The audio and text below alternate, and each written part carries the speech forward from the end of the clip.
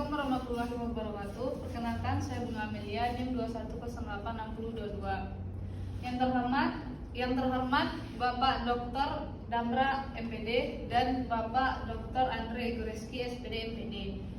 Baiklah, saya akan mempresentasikan karya ilmiah proposal saya yang berjudul Pengaruh latihan drill bola pantul terhadap peningkatan kemampuan passing bawah Junior Klub Bevisi Lasahan Kabupaten 50 Kota. Masuk ke bab pertama, yaitu pendahuluan.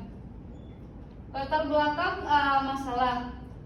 Menurut Undang-Undang Republik Indonesia Nomor 11 Tahun 2022 Pasal 4 tentang keolahragaan adalah segala aspek yang berkaitan dengan olahraga yang memerlukan pengaturan, pembinaan, pendidikan, dan pengembangan beserta evaluasi. Teknik dalam permainan bola voli berguna agar permainan bisa membuat yang lebih baik. Salah satunya adalah passing bawah, yaitu gerakan teknik dasar dalam permainan bola voli yang sulit dilakukan.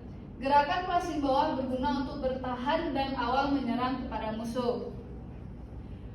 Metode latihan drill adalah metode dalam pengajaran dengan melatih peserta didik terhadap bahan yang sudah diajarkan atau diberikan agar memiliki ketangkasan atau keterampilan dari apa yang telah dipelajari. Tujuan dalam penelitian ini yaitu ingin meneliti pengaruh latihan drill bola pantul terhadap upgrade skill passing bawah bola voli di klub Bevisi Lasahan Junior. Yang kedua yaitu identifikasi masalah. Terdapat 3 identifikasi masalah. Yang pertama yaitu kondisi fisik, yang kedua kemampuan teknik dasar passing bawah, dan yang ketiga bentuk kurang latihan efektif.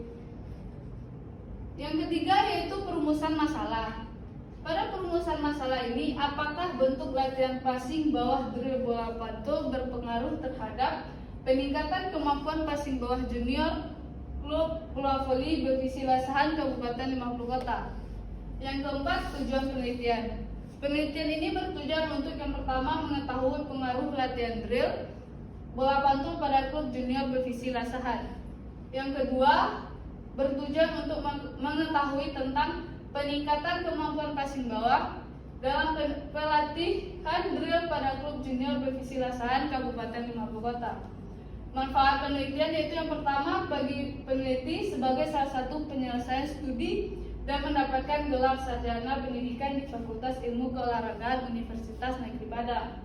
Yang kedua, pelatih untuk mengetahui sejauh mana pengaruh latihan drill bola pantul terhadap peningkatan kemampuan passing bawah klub junior Bevisi Lasahan Kabupaten 50 Kota untuk mencapai prestasi. Yang ketiga, untuk atlet mengetahui tingkat kemampuan passing bawah bola voli dan atlet dapat lebih meningkatkan kembali kemampuan untuk berprestasi.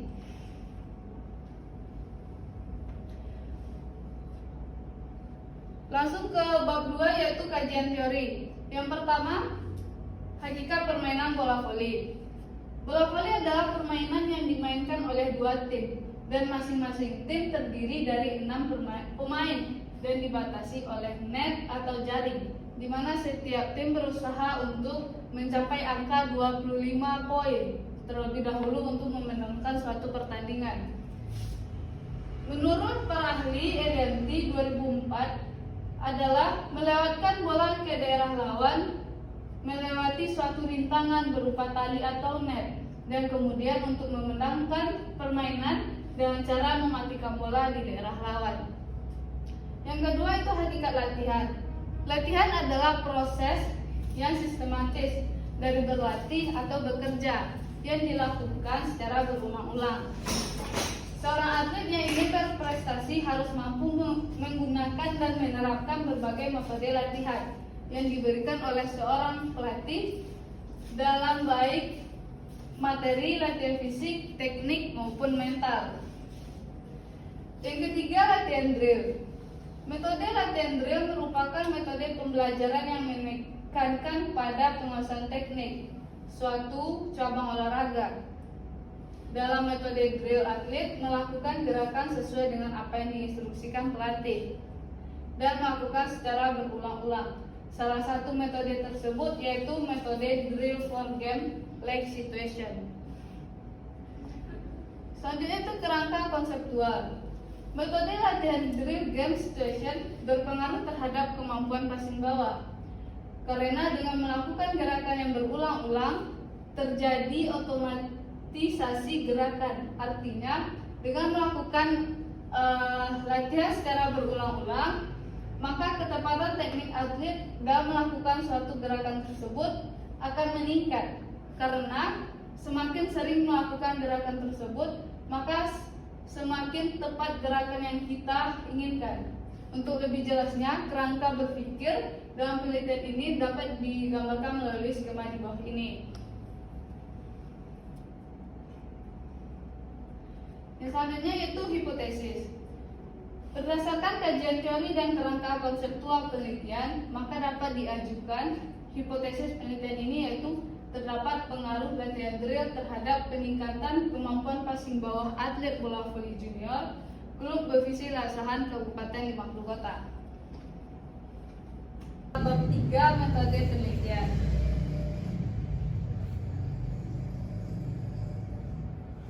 Pada metode penelitian ini terdapat yang pertama yaitu jenis penelitian. Berdasarkan tujuan di atas, penelitian ini ingin mengetahui pengaruh latihan drill pada klub junior Bevisi Lasahan dan mengetahui tentang peningkatan kemampuan passing bawah dalam pelatihan drill pada klub junior Bevisi Lasahan Kabupaten 50 Kota. Maka penelitian ini termasuk penelitian praeksperimen. Menurut Lufri 2007-60, penelitian eksperimen merupakan penelitian yang mengadakan manipulasi terhadap variabel penelitian atau variabel bebas. Adapun variabel bebas dalam penelitian ini yaitu bentuk latihan drill dan variabel terikatnya adalah peningkatan kemampuan passing bawah. Terkait rancangan yang akan digunakan dalam penelitian ini adalah rancangan one group pre-test post-test design dengan satu kelompok. Merujuk kepada narasi yang diungkapkan oleh Yusuf 2007-228, penelitian ini mempunyai beberapa tahapan, yaitu yang pertama melaksanakan pretest guna mengetahui dan mengukur kondisi awal responden sebelum diberikan terlakukan. Yang kedua memberikan perlakukan, dan yang ketiga melakukan post-test sebagai bentuk evaluasi terhadap kondisi variabel setelah diberikan perlakuan.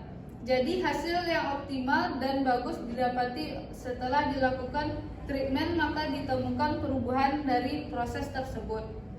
Tempat dan waktu penelitian ini dilakukan di lapangan bola voli klub Bevisi Lasahan Kabupaten 50 Kota. Terkait waktu penelitian ini akan dilakukan pada tanggal 23 Oktober 2023. Definisi operasional variabel latihan drill sebagai variabel bebas dan peningkatan kemampuan passing bawah sebagai variabel terikat. Sehingga berdasarkan hal ini dirumuskan definisi operasional agar tidak salah memahami dari variabel tersebut. Populasi dan sampel. Populasi merujuk pendapat Ari Bunto 2010-173, populasi adalah keseluruhan subjek penelitian. Oleh karena itu, populasi penelitian ini adalah atlet bola voli klub junior Bevisi Lasahan Kabupaten 50 Kota. Adapun jumlah atlet klub junior Bevisi Lasahan Kabupaten 50 Kota sebanyak 35 orang dengan rincian 20 orang putra dan 15 orang putri sebagai berikut. Yang kedua, sampel. Menurut Ari Kunto 2010-174 menjelaskan sampel adalah sebagian atau wakil populasi yang diteliti. Jadi dari paparan populasi di atas, maka sampel diambil menggunakan teknik purposive sampling atau sampel yang diambil berdasarkan pertimbangan tertentu dengan argumen bisa memberikan data secara maksimal. Menurut Ari Kunto 2010-33. Sampel ini dipilih dengan beberapa pertimbangan, yaitu yang pertama, atlet merupakan klub junior Bevisi Lasahan Kabupaten 50 Kota. Yang kedua, atlet junior yang usianya di bawah 20 tahun. Yang ketiga, jenis kelamin atlet yang dipilih adalah perempuan. Yang keempat, sehat rohani dan jasmani. Yang kelima, mampu melakukan gerakan dasar passing bawah berdasarkan rekomendasi pelatih. Dan yang terakhir yaitu bersedia menjadi sampel penelitian. Oleh karena itu, penelitian ini mengambil sampel sebanyak 15 orang atlet putri. Instrumen penelitian dan teknik pengumpulan data. Yang pertama, instrumen penelitian. Tes merupakan alat yang digunakan untuk menggali dan mengumpul data baik itu dari seorang, benda, ataupun objek tertentu yang dikehendaki menggunakan pengukuran atau aturan tertentu menurut Asril dalam Mardella dan Irawan 2004. Adapun instrumen yang dipakai dalam penelitian ini adalah tes Mann-Foley dari AAHPERD menurut Winarno 2006-29. Yang kedua itu selanjutnya itu teknik analisis data.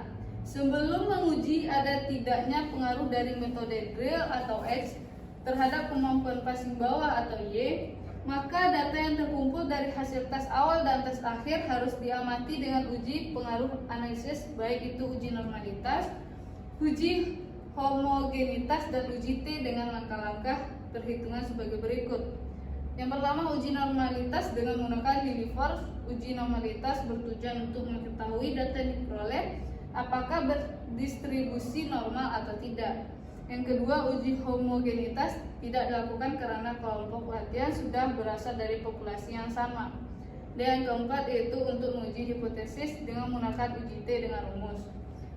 Mungkin hanya sekian yang dapat saya presentasikan. Lebih kurang saya minta maaf. Assalamualaikum warahmatullahi wabarakatuh.